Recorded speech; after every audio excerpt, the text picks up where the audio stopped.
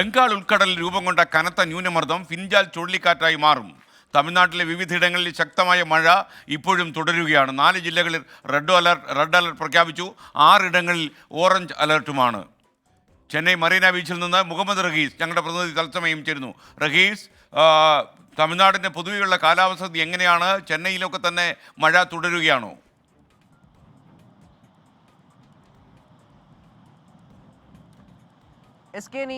ബംഗാൾ ഉൾക്കടലിൽ രൂപം കൊണ്ട അതിതീവ്ര ന്യൂനമർദ്ദം ഫിൻജാൽ ചുഴലിക്കാറ്റായി എപ്പോൾ മാറും എന്നുള്ളതാണ് ഇപ്പോഴുള്ള ഏറ്റവും പ്രധാനപ്പെട്ട ചോദ്യം. കാരണം ഇന്നലെ കാലാവസ്ഥാ നിരീക്ഷണ കേന്ദ്രം നൽകിയ മുന്നറിയിപ്പ് അനുസരിച്ചാണെങ്കിൽ ഇന്ന് ഉച്ചയോടുകൂടി ഫിൻജാൽ ചുഴലിക്കാറ്റായി ഈ ന്യൂനമർദ്ദം രൂപപ്പെട്ടേനെ.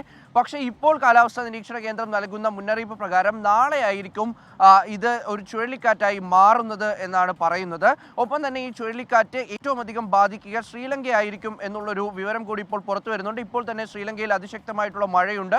പലയിടത്തും പ്രളയ സമാനമായ സാഹചര്യമാണ്. തമിഴ്നാട്ടിലേക്ക് വരികയാണെങ്കിൽ തമിഴ്നാട്ടിൽ വ്യാപകമായി മഴയുണ്ട്. ഏതാണ്ട് എല്ലാ ജില്ലകളിലും കഴിഞ്ഞ 2 ദിവസമായി മഴ പെയ്യുന്നുണ്ട്.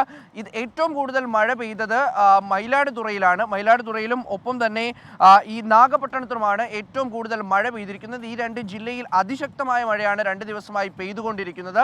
ഒപ്പം തന്നെ ഈ കടലൂരിലും തഞ്ചാവൂരിലും മഴ ശക്തമാണ്. അങ്ങനെ ഏതാണ്ട് എല്ലാ ജില്ലകളിലും ശക്തമായ മഴ പെയ്യുന്നുണ്ട്. പക്ഷേ ഈ 4 ജില്ലകളിലാണ് അതിശക്തമായ മഴ പെയ്തുകൊണ്ടിരിക്കുന്നത്. ഒപ്പം ഈ 4 ജില്ലകളിലും ഇപ്പോഴും റെഡ് അലേർട്ട് തുടരുകയും ചെയ്യുന്നുണ്ട്.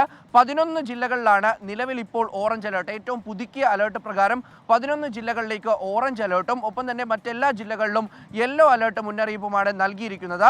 ഇന്ന് ഏറ്റവും കൂടുതൽ സംഭവിച്ചിരിക്കുന്നത് വ്യാപക കൃഷിനാശമാണ്. കാരണം ഈ നാഗപട്ടണത്തൊക്കെയും ഒപ്പം തന്നെ തഞ്ചാവൂരിലും പ്രധാനമായിട്ട് ഈ തിരുവാരൂരിലുമൊക്കെ ഈ കർഷകർ നിരവധിയുണ്ട്. ഇവരുടെയൊക്കെ കൃഷിക്ക് വലിയ തോതിൽ നാശം സംഭവിച്ചിരിക്കുന്നു. തിരുവാരൂരിൽ ഏതാണ്ട് 2000-ഓളം ഏക്കർ